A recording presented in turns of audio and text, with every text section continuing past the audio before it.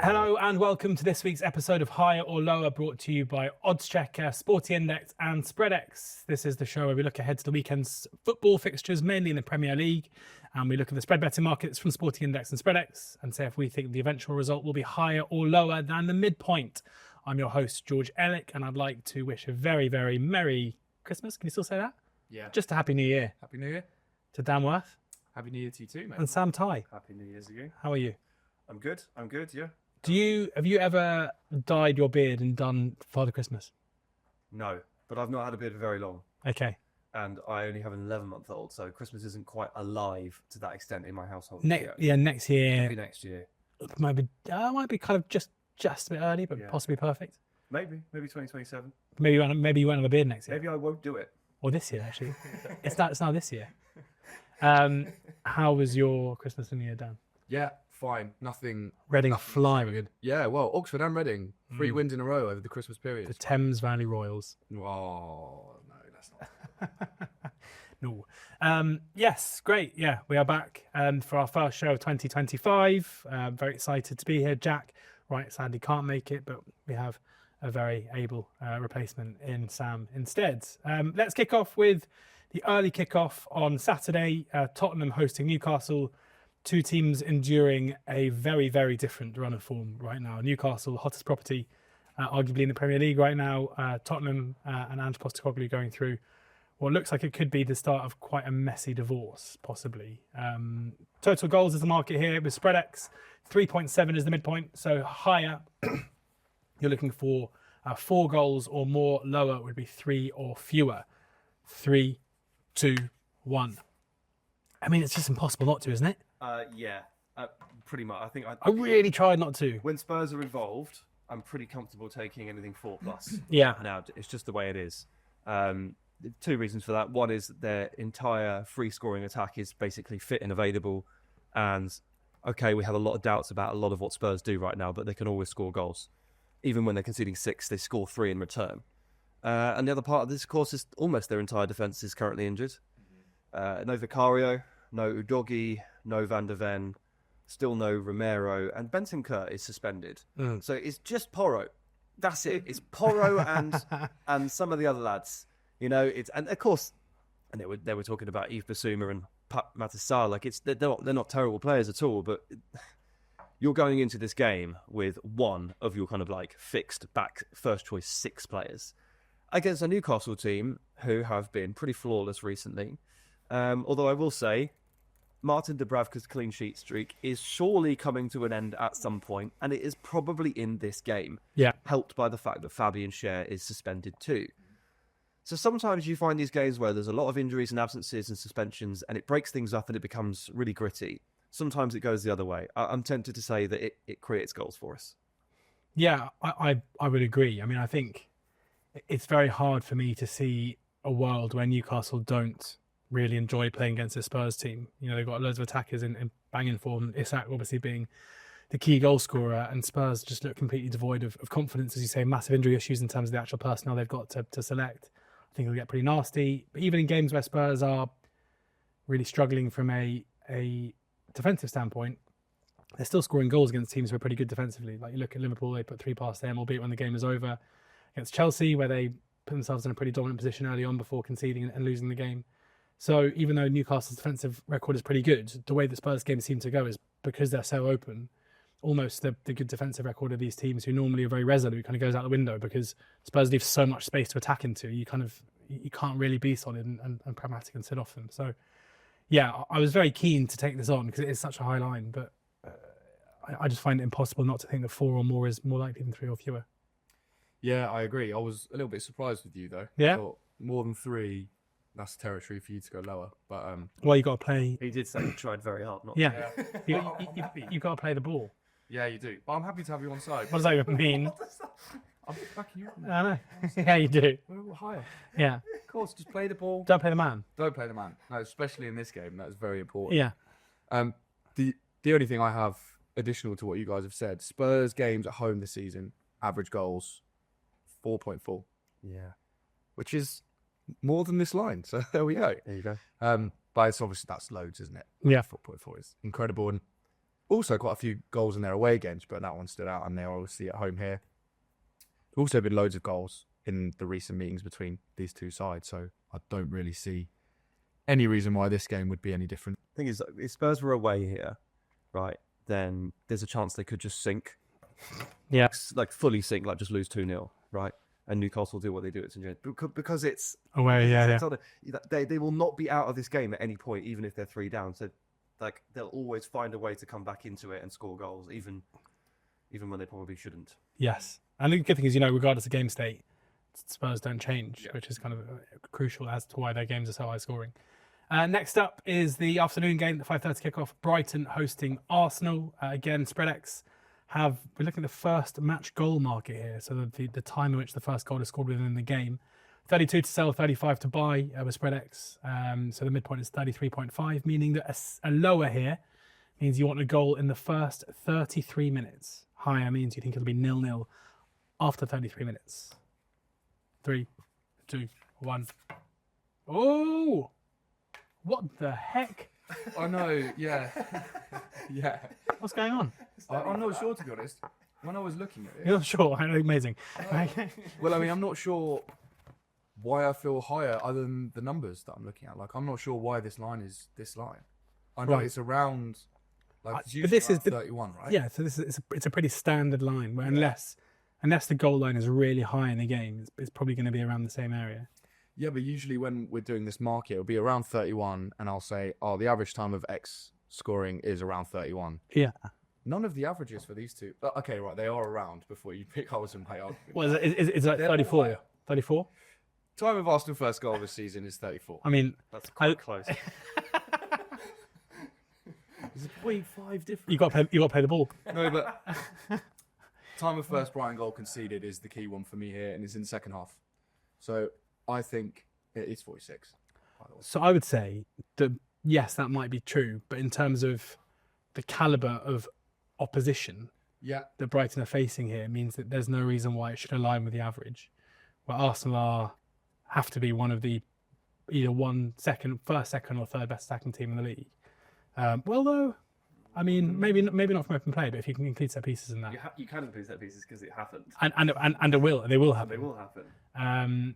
Also, Arsenal, as I noticed in doing my extensive research for this, have a bit of record recently of conceding early goals. Like they conceded early against Brentford last time out. They conceded early against Palace with that Mateta goal after 4 minutes. And these are games they go on to win and win very comfortably, 5-1 and 3-1 in those two games. But it's not like, often with this line, with a massive favourite and a team like Arsenal, you're looking at when are Arsenal going to score. But there's no reason at all why Brighton, who are a very good attacking force in their own right, can't be the team to make the breakthrough and score early, because we know that Brighton are a team that will stick to their philosophies, and whilst they may not be quite as gung-ho and free-flowing as they were under De Zerbi, they're still a team that carry a massive attacking threat, as we saw with them in their game last time out at Villa, where they scored very early after 12 minutes. So, yeah, this is one where I can see both teams carrying a big attacking threat, and even though they're two decent defensive sides, I mean, Brighton are winless since the end of November, which kind of took me by surprise. But yeah, happy to go lower. Yes, I mean, look, it was a tough one to call. Also, just a note that this will be quite a traumatic game for Arsenal fans, because this is, of course, the reverse scene of the crime. Yes. The Declan Rice's 2 yellow cards, which derailed their entire season from the off. Shouldn't get the ball away. It's something that Arsenal fans still talk about quite a lot, and still watch other games and point out occurrences where it happens and the players don't get booked. And they're really angry about this. So there's going to be a lot of catharsis coming out of this. And I note that they rested Declan Rice against Brentford to make sure he's fully fresh and ready to pick up his 2 yellows in his as well. So it's going to be a bit of a weird game for them. Where I landed on this was Arsenal without Saka are going to have to lean more than ever on their ability to throttle teams. So try and take the lead and conquer the game state, and then just don't let the other team have possession or really any chances on goal. Yeah. And you saw it against Brentford. Brentford got very little out of Arsenal once Arsenal were in the ascendancy there. Like Arsenal's suffocating of them was pretty impressive. I think that's where they have to go. So I think Arsenal start really, really fast and hit the lower. And then I think very little happens after that, because they have no choice right now without Saka but to play in that way. Yeah, absolutely. I'm all with Sam here. I think there is, really good reason to believe this will be a lower. Dan siding with the 34 average there for the 33.5 midpoint. Moving on to our third game, we're going to preview here: Fulham versus Ipswich. Ipswich buoyant after their 2-0 home win over Chelsea. That's their second big London scalp this season. Hoping for another one here with their trip to West London to Fulham. Total goals is the market we're looking at with SpreadX. 2.9 to sell, 3.1 to buy. So 3 is a push for this one. So higher, you need 4 or more to win. Lower, you need 2 or fewer to win. 3, 2, 1. Yeah. Full house. Sam, why do you think this will be 0, 1 or 2? And who cares about 3? I mean, it's just right in that area, isn't it, where you can take the free goal almost in the middle and just say, well, Ipswich have certainly gained confidence in the last couple of weeks, only losing 1-0 to Arsenal, then beating Chelsea 2-0.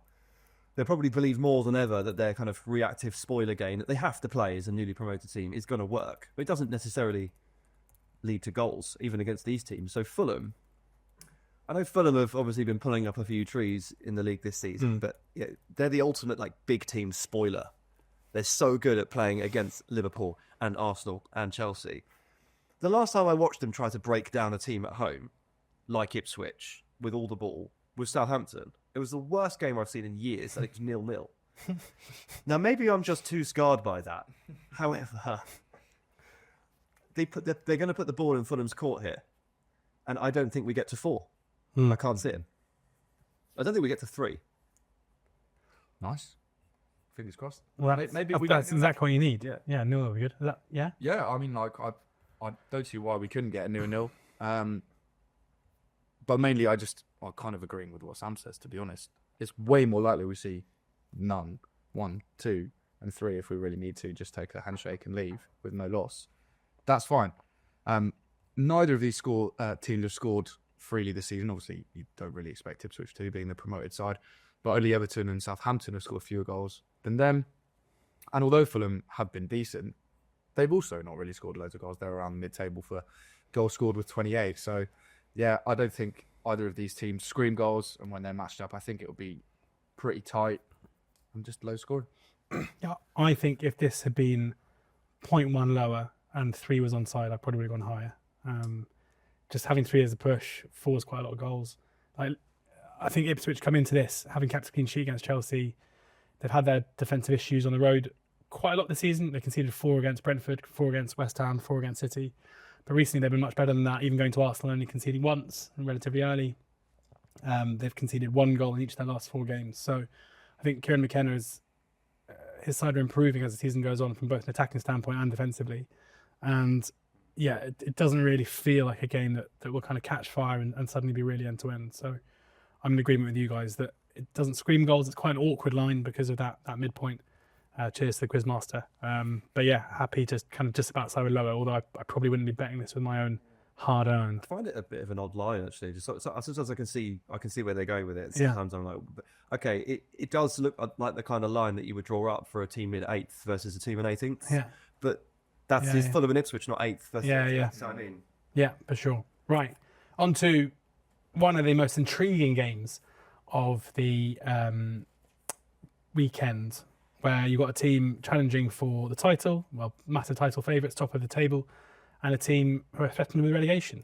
And that is Liverpool versus Manchester United. Let's imagine playing that 20 years ago. Or even 10 years ago. Liverpool hosting United. Liverpool are massive favourites for this one. The supremacy, the Sporting Index, is 1.75 as the midpoint. So 1.65 to sell, 1.85 to buy. I mean, if you're a United fan, this is probably the game you do not want right now. But they have it. Higher here is Liverpool to win by 2 or more goals. Lower is everything else. So even if Liverpool win by a solitary goal and you go lower, you are winning. 3, 2, 1. I mean, it's just, you just can't not, can you? I could not find a reason to think of anything other than at least 2-goal win for Liverpool. Like, United obviously have been so poor. They set all the wrong records in December by their own standards.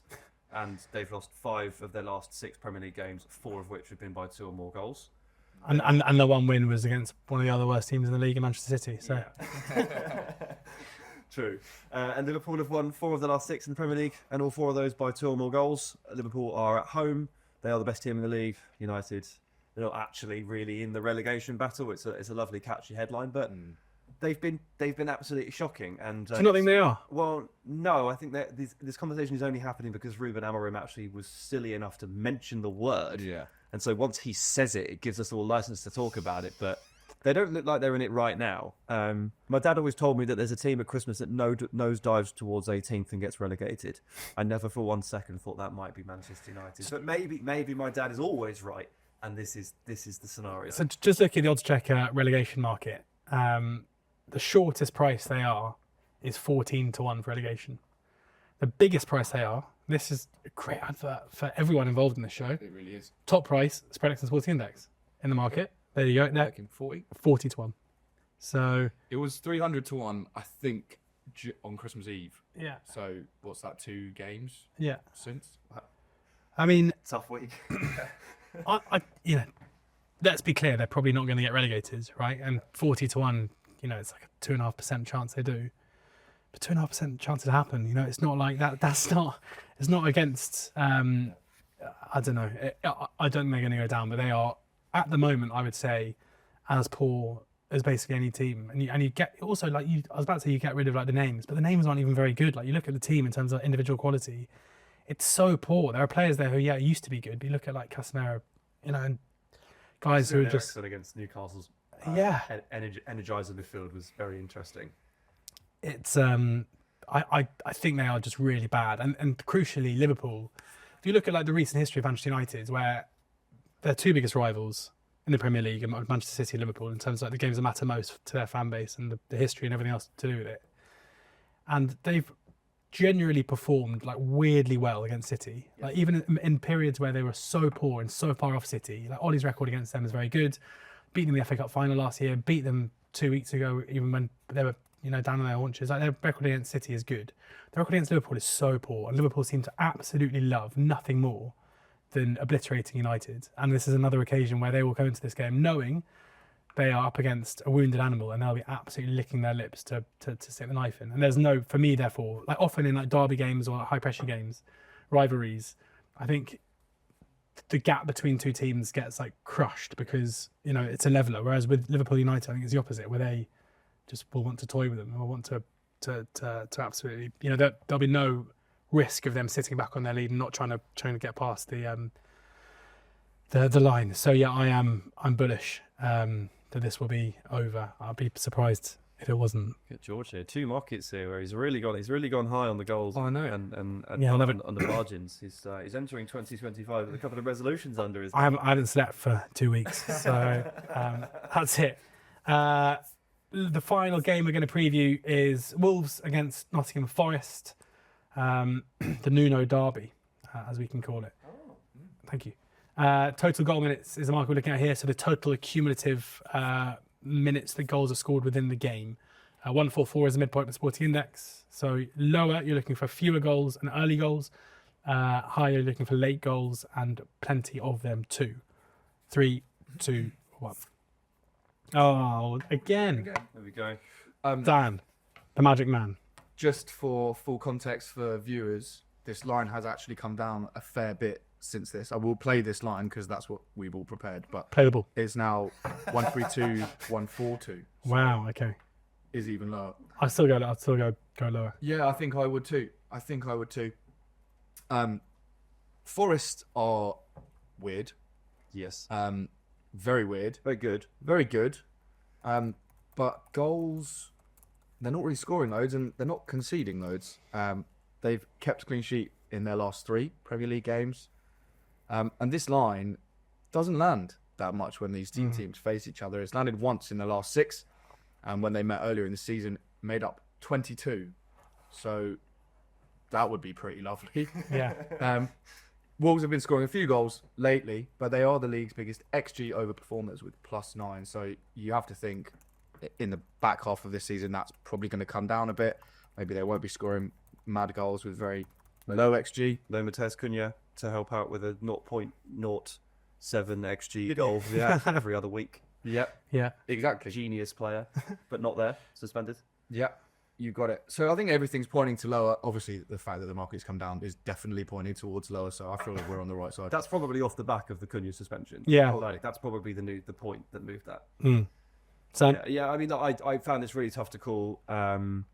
I felt like I identified 2 lanes and I decided to just jump into one or the other. The one lane is Wolves are chaos, go higher. The other lane is Forest are the game state kings of the Premier League. They go ahead, they don't concede. Which one do you want to embrace? And I went with Forest, and that's it. I mean, it is a bit of a gut call, I have to say. for me, this is, Wolves are a bit like my team going through the fabled new manager bounce, which is in my mind a bit of a myth. It's basically the result of kind of variance where normally managers get sacked at the end of a period of time where they've probably been quite unlucky, and therefore that luck reverses itself and things go okay. And this little run from Wolves looks so classic in this sense, where they've scored 7 goals in the 3 games, but their XG totals about 2.5 for those 7 goals. So there's just a massive red flag there where they're probably being factored in to continue their good goal scoring form. I think the style looks much more pragmatic than it was under O'Neill, up against a Nuno who we know is over the moon when games are a low margin and low scoring. So I think this is a classic kind of low scoring game where you can take on the bounce and go unders. So was it 3-0, 2-0 and 2-2 for the 3 games? Yeah. So plenty of goals. But not much, the underlyings. We're hunting for a regression. Yeah, exactly. Time for our naps. And Sam has remembered his best bet of the week. Yeah, I don't need these. No, I do. No, you don't. No, I don't. Yes, You can if you want. Tell us as you do it. Okay, fine. I saw the Southampton against Brentford market was quite appealing to me. Total goals at a midpoint at 3.1. So I would like to sell on that. I would go lower. Giving me a 3-goal allowance in this game feels very generous. I've got to say. A couple of things here. Brentford, as we know, are completely different home versus away. One of the best teams in the league at home, one of the worst teams in the league away from home. I think only one team is worse than Brentford away from home, and it's Southampton, but they're the worst in unfortunately every facet. Obviously, this first half of the season has kind of taught us that Southampton games can be a bit of a goal fest for opponents, but ever since they moved on from Russell Martin and have appointed Ivan Juric, they're kind of going in the opposite direction. There's very little football being played in Southampton games right now. They're trying very hard to work on the off-the-ball stuff and to not concede silly goals and give away the ball in silly areas. But they are struggling to score themselves. Yeah. So not a lot of football being played. Add that to the fact that Brentford are so diminished away from home. And I'm pretty happy here with a 3-goal allowance. I would seriously doubt this hits 4. Lovely. So over goals there. Dan? This is not my pick, but I want to say it. One, basically to highlight the new EV tool that oddschecker have. Yeah. Hottest bet Brilliant. of the weekend from oddchecker's new positive expected value tool is Manchester United +2 handicap at 57 to 50. The expected value there is just short of 11% value. So we've all just said that is definitely not going to happen. So that's If you disagree, pretty shouldn't have put that up, should you? why not? Because either we're idiots or the model's bad. Well, I'm giving the tool an opportunity to show its worth here. Only one tool here, There is only one tool here. and it's the oddschecker EV tool. Yeah, exactly. Well, there's actually 3 tools on there. There's also trends and another one that I should have remembered to highlight here. But there you go. Go check it out. It's pretty cool. My tip of the week comes from a game that I'll be watching with a keen eye. In fact, I'll be there. It's Charlton versus Reading. I am Nice. buying goals higher. 2.7. Wow. 2.7. That feels very low. Have you seen Charlton? No, well, I know we've had this conversation off air and I said they're in good form. And They are bleak. bleak. Oh, they won 5-0 the other day, didn't they? Yeah. Against a really strong Northampton side. Sounds bleak. Yeah, it sounds bleak, but I mean, unsurprisingly, I'm focusing on the mighty Royals here. And Reading games currently seem to have goals. They've only kept 1 clean sheet in their last 11 league games. They are the 3rd highest scorers in the league with 39 goals. But on the road, they're not the best. And no team has conceded more goals away from home than 5th place, Noel Hunt's blue and white hooped Royals. So hopefully it's 3 goals for Reading, and this line makes up with a clean sheet. But No, I think there's going to be goals. I really love that you basically treated your nap as, I'm going to a game. I want there to be goals. Maybe make a big. I want like a reason to get involved in this. I'm gonna support goals. So even if Charlton score and I'm a little bit like, oh, rubbish. Well, oh, that's another one in the bank for nice. my nap this week. I've got a pretty weird. I'm looking at bookings in the Bournemouth Everton game, and I'm selling Everton booking supremacy over Bournemouth at 4. Okay. So this is like 10 points for a yellow, 25 points for a red. Max a player can be given is 35 in a game. And I don't think Everton should be favourites for this. Bournemouth commit the most fouls per 90 as per who scored in the whole of the Premier League. If you look at the Premier League in terms of the cards table, Everton 18th, just 38 yellow cards shown to them all season, with Bournemouth up in 6th with 46 yellow cards shown to them this season. Bournemouth also yet to have a red card. One of 2 teams, them and Leicester, yet to have a red card. That will change relatively soon. Like, they are due a red card. It will come Bournemouth at some top point. of the table for fouls per game. Yeah. 13.2. That's what I just said. Yeah, existing. Yeah. Sorry. My bad. I was so engrossed in to support your point. But how can the team commit the most fouls in the league have one of 2 that haven't got a red card yet? And then there's game state, where Bournemouth are favourites for this game, rightly so. 0.65, 0.85 is the supremacy. And game state suggests that when a team is ahead, they're more likely to get cards because they're defending a lead. And when Everton are attacking in transition, you've got Iliman Ndiaye, who in particular gets fouled absolutely loads. I basically think that Bournemouth should be favourites to pick up more cards here, and it's the other way around. So, a bit of a niche one for you. Very niche. Booking supremacy, Bournemouth Everton is my fancy there. There we go. The first show of the new year. Yeah. Do you think it was any good? I do. I'll just let you know that Bournemouth are top of the fouls table. No way. Yeah, per game, 13.9. Oh my goodness. Incredible. Yeah. And I also need to say, because I've had this and it's going to be the title, God. this could get really ugly for Man United. That is unbelievable. Oh, mate, skeleton staff I for the might- Christmas period. I might have to quit this show. Quit? Yeah. That is everything that was wrong with media there. Yeah. You done? I mean, I was going to say... Clickbait you didn't ask- nonsense. You didn't ask me. Well, you didn't ask me to ask you. You didn't put in the script. No, I mean, you didn't ask me about the game. We don't have a script. Did I not? No. Yeah, I don't care. Okay, cheers, guys. Thank you very much.